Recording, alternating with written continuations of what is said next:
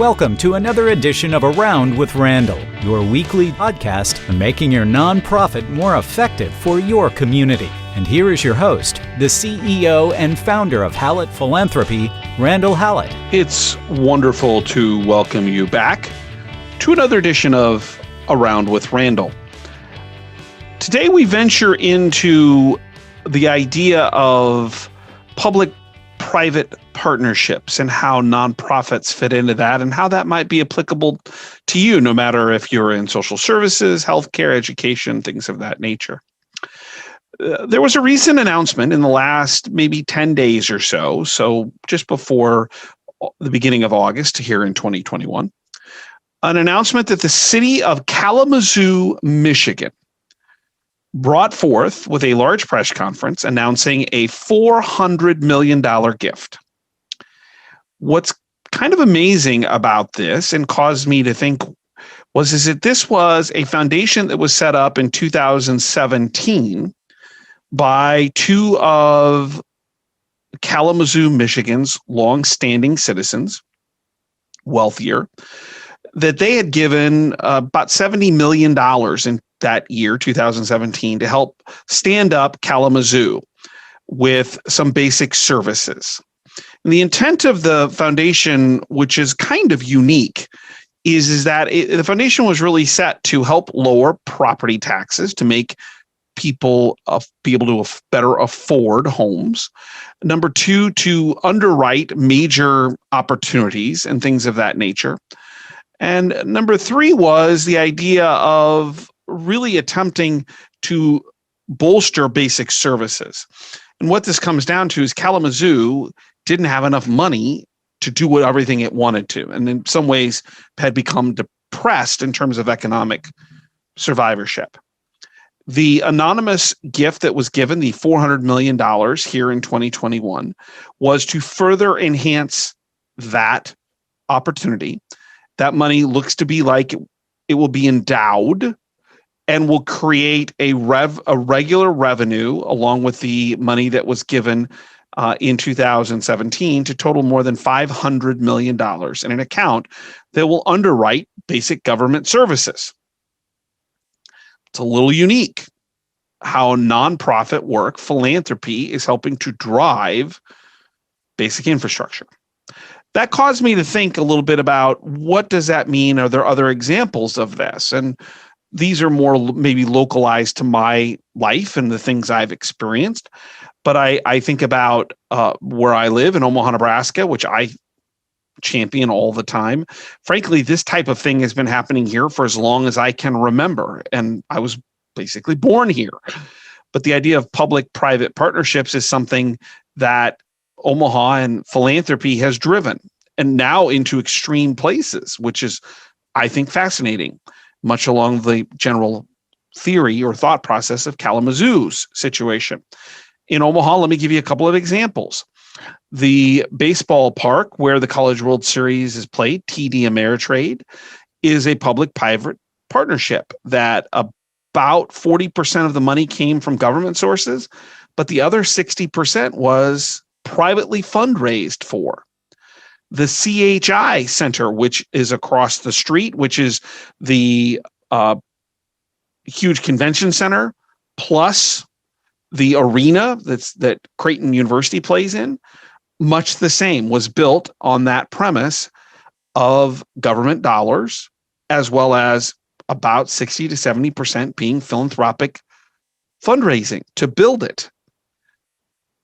If we go beyond that, I think about my experience locally where the superintendent of the school district for which I went and my children now attend struck a deal many years ago that the infrastructure of an education would be paid for by normal either state funding or bonding or tax dollars, however you want to look at that.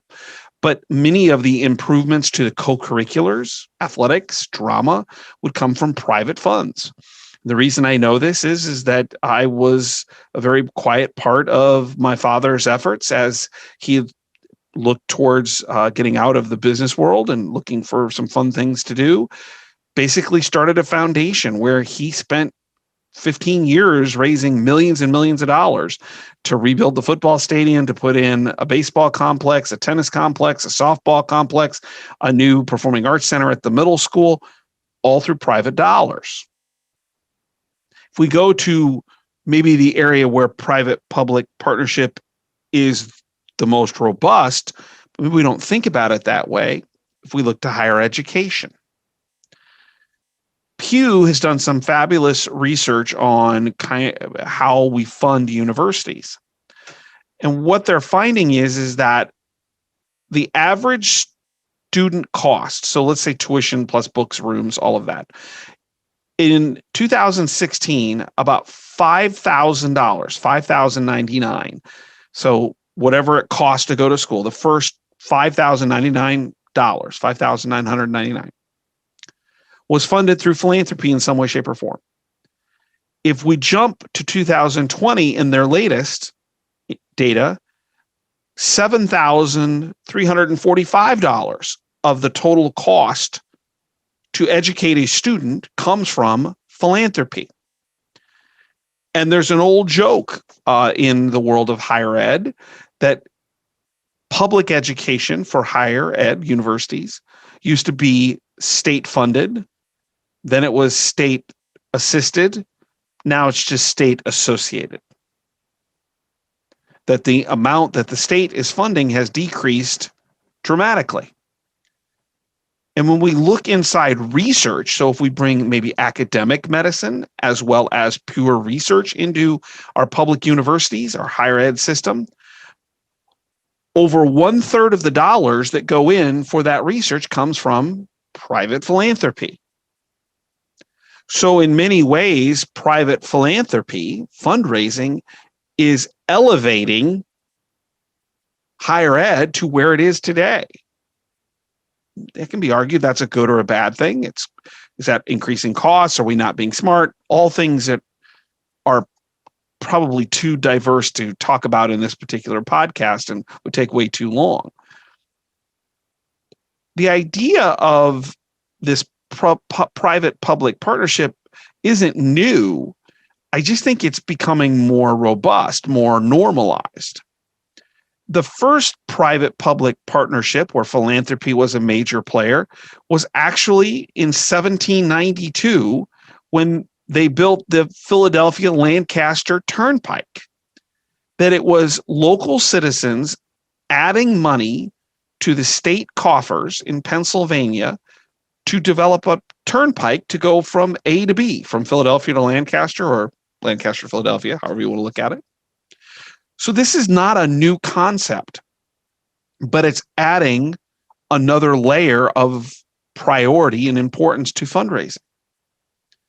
This is also being driven, as we've talked about many times on this podcast, and others have spoken about it at length, and Giving USA kind of owns the space in terms of data, that fewer people are making a bigger difference, that the number of donors in the United States is decreasing, but the amount of money that is being given is increasing, which means fewer people are making a bigger difference. And now you have basic services, basic infrastructure, cities looking to expand or to create opportunity, looking to philanthropy like Kalamazoo to ensure they can remain viable. Because if they can't, then there's a decay. And if you take the example of Kalamazoo and you don't have good roads and you don't have good security, or if you take the example and add on Kalamazoo to something like Westside High School in Omaha, Nebraska, and you don't have good facilities and you don't have good teachers, you have a community that begins to diminish. And philanthropy may be part of the solution. The theory behind this is kind of twofold. Number one is the idea of contract theory. And it's a little bit to do with the law, but more about business relationships. The contract theory, which was really started in about 1960 in terms of a business practice, is the idea that it's creating an implied trust between 1, 2, 3, 4 parties to accomplish a similar goal, where none of the parties can accomplish it on their own. The second is just a pure financial issue. There doesn't seem to be as much money in some communities or in some government entities to function at the level that they want. So when you take contract theory and financial scarcity, you end up with these unique opportunities. They don't come without criticism. There are those that would articulate that when you add other revenue streams, that this is a betrayal of what the government was functioning to do in the first place. That it could be rife with special treatment for people, that certain special interests are served, that the betterment of the whole is slightly compromised because of this new input of resources, philanthropy, dollars. On the other side of the argument is the knowledge that if it weren't for these revenue sources, certain things may not get done. Kalamazoo is going to use this $400 million, now $500 million endowment with the $400 million gift to do some pretty basic services. What happens if that $20, $30 million a year isn't there? Are fire departments, police departments, roads, basic infrastructure not as robust, not as responsive to the needs of the citizenry? I can't answer that question. But the advocates of this kind of new world thinking, that it's actually not all that new world, but growing, would tell you that we need this stuff and we have to find creative ways of doing it. So what does this mean for you?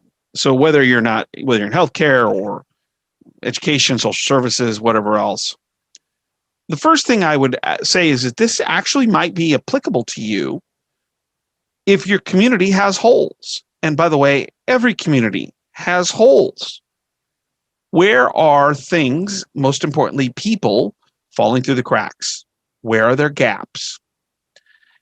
If you know that there's a gap, you might be part of a solution. Let me give you another example. In Nebraska, at least, they have found that it's better to outsource the idea of child welfare to a third party. Now, if you Google that, you're going to find that there's been some trouble with it. But the theory is that when you bring on a nonprofit third party who specializes in this, they can provide a unique, specialized talent set, series of experiences that will benefit the end need, which is we got to take care of kids. Let me give you another one. Humane Society. Many communities don't have their police manage animal control issues or animal behavioral issues or animal direction in terms of government intervention. Humane societies have done a fabulous job of setting guidelines and setting benchmarks and partnering with government, cities, maybe counties, to enforce those. Where is your nonprofit, its mission, and where the hole is? How do you partner with a government entity? So let me give you some thoughts to take away. This is the tactical piece to ensure that you're thinking about it in the right way. So number one is it back to this contract theory? You have to have shared goals. The outcome of what we're trying to accomplish has to be the same. If it's not in lockstep, this isn't going to work. So start with the big picture. What is it we want to do? What can our nonprofit offer city government, county government, school district, whatever, that is going to support where the organization, the community, the government is going? That's the easy one. The other ones are much more challenging. The first thing I would recommend is you're going to have to reduce egos. Anytime you get into these situations, there can be a power struggle. Who has control? The first part of reducing that challenge is to reduce egos and make this about the outcome, not about the people sitting around the table making the decisions. All too often, and this is why I love fundraisers, or at least the best ones, they're not in it for themselves. They're in it for their organization, for the mission. We need to keep that in mind, both on the government side and the nonprofit side. The second thing is to create a very clear, very well-defined series of responsibilities. Who is doing what? And no sense of nebulous thought or unsuredness of what's going to happen next. Everybody has to be aware of what they're responsible for, and has to be clearly written out and articulated so that everyone can do their piece in put their piece into the puzzle. The last thing is that I would articulate that having bigger goals is critical. If it's something smaller, the nonprofit probably could fill that gap without the government support. But if we take something like the TD Ameritrade here in Omaha, Nebraska, the baseball park where the College World Series is played, Creighton plays there, a nonprofit couldn't do that on its own, and the government was struggling to justify its expense for something that may not be used all that often. Perfect example of a great public-private partnership. Or if you look at the Humane Society, huge goal. We want rules as to what's animals, how they should be treated.